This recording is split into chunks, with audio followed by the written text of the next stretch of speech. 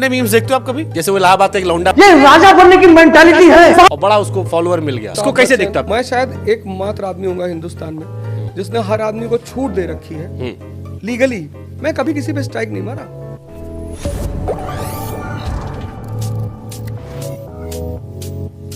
अपने मीम्स देखते हो आप कभी? जैसे वो इलाहाबाद एक लौंडा, वो आपको लेके बनाता, आप एक तरह स्टाइल से पहन लेता है और बड़ा उसको फॉलोअर मिल गया, आपके नाम पे खूब फॉलोअर उसका बन गया। इसको कैसे देखते हो आप? नाराजगी में देखते हो, गुस्से में देखते हो, या जो आप कहते हो कि भाई ट्रोलर भी जरूरी है? अमिताभ बच्चन, अजय देवगन, इन सबके डुप्लीकेट थे ना। अभी भी अजय देवगन के नाम पे तो कम से कम आधा देश, 10 लाख आबादी तो होगी अजय देवगन की। एक लड़का है हिमांशु तिवारी, अच्छा पैसा कमाया उसने, उसका मैसेज मेरे फोन में पड़ा है। उसने मुझसे कहा कि एक दिन उसने मुझे मैसेज किया, कहा सर आपको धन्यवाद देना है। मैंने कहा क्यों? कहा सर आपकी वजह से मेरा घर बना और मेरी 2 बहनों की शादी हुई। मैं शायद एकमात्र आदमी हूँगा हिंदुस्तान में जिसने हर आदमी को छूट दे रखी है लीगली। मैं कभी किसी पे स्ट्राइक नहीं मारा। अगर उसने बदतमीजी नहीं की तो ना किसी यूट्यूब चैनल पे मारा, कभी मारा ही नहीं। मैंने अपने लोगों को मना कर रखा कि कोई स्ट्राइक नहीं मारा। और 2 लड़के हिंदुस्तान में ऐसे हैं जो मुझे पर्सनली खुद पैसा भेजते हैं। एक ड्यूटी वाला राजस्थान का लड़का है मनीष सिंह, तो आज से 4-5 साल पहले जब उसने मुझे कहा कि सर मुझे आपको कुछ पैसा भेजना, मैंने कहा है भाई, कहा सर आपसे पैसा कमा रहा है। और एक लड़का है पार्थ चैनल करके है, अभी रिसेंटली उसने अपना चैनल मुझे हैंड ओवर भी कर दिया कि सर आप अपना, अब मैं मुझे काम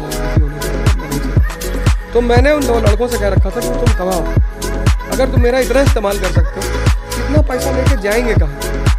अभी जितना है उतना ही नहीं संभल रहा, तो सबको कमाना था। तो हिमांशु तिवारी ने मुझसे कहा कि मेरा घर बना, मेरे 2 बहनों की शादी हुई, मैं आपको धन्यवाद देना चाहता हूँ। तो भगवान ने जितना दे रखा, बहुत दे रखा। मैं सिर्फ लोगों से ये कहता हूँ कि आप करो ट्रोल, अच्छी बात है, पर जब आप शब्दों का चयन करते हो तो वो चयन अच्छा, तो लगना चाहिए कि आप पढ़े लिखे आदमी। जैसे शिक्षक अवध ओझा जी भारत रत्न दे रहे थे, अब नेता ओझा जी भारत रत्न देंगे या आप विनम्र हो गए? अब तो मैं नोबेल प्राइज की अनुशंसा करूंगा। अब अगर इतना भी कद ना बढ़ा कि इनको नोबेल दिलाया जाए तो फिर राजनीति में आने से फायदा ही क्या है? तो अब इनके लिए नोबेल प्राइज ऊंचा सोचो। हाँ, ऊंचा सोचना पड़ेगा। 140 करोड़ की आबादी में अगर 1.5 लाख दुश्मन ना हो तो फिर क्या फायदा जीने का? आदमी की औकात उसके दुश्मनों से ही पता चलती है। तो सीधे मोदी शाह से लड़ लिए, डर नहीं लगा? आपकी पार्टी तो बहुत आजकल जेल भेजा गया, बड़ा लंबा एक्सपीरियंस है कि आप सीधे वही लड़ लिए। आप जेल भेज देंगे तो अगला चुनाव 5 लाख वोट से जीतूंगा, इसी बात का तो इंतजार है। राजनीति में कौन जेल नहीं गया? गांधी जी जेल गए, नेहरू गए, हमने हिस्ट्री पढ़ी है तो हमें पता है कि जो भी आदमी राजनीति करेगा, तो राजनीति का एक सबसे प्यारा नियम है कि अगर आप सत्ता की कमियों का विरोध नहीं करते तो आप राजनेता। पहली बात नहीं, सत्ता का विरोध नहीं, सत्ता की कमियों का विरोध। ठीक बात। आपने कहा था महंगाई खत्म कर देंगे, आप क्यों नहीं कर रहे हो? करो आप महंगाई खत्म।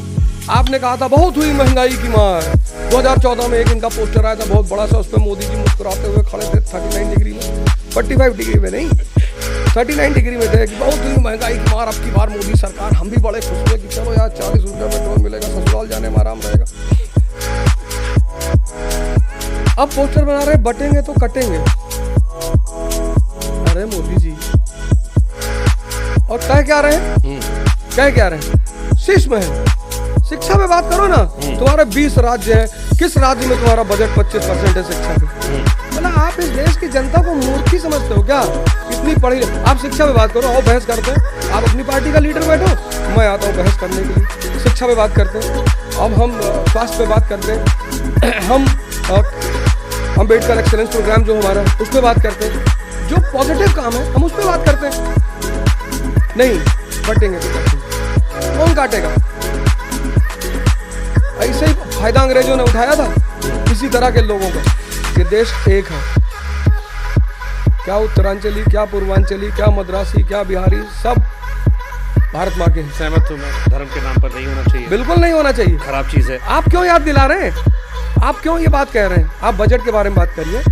आप हमारी नेशनल ग्रोथ कितनी हो रही है, आपने कितनी इंडस्ट्रियलाइजेशन किया इस कंट्री का, भाई हमें आप बताइए ना, आप ग्राफ दीजिए ना कि इंडस्ट्री में क्या कर रहे हैं, टेक्नोलॉजी में क्या कर रहे हैं, कर क्या रहे हैं आप? आइए बहस करते हैं बैठ के। नहीं, एक है तो सेफ है, किससे?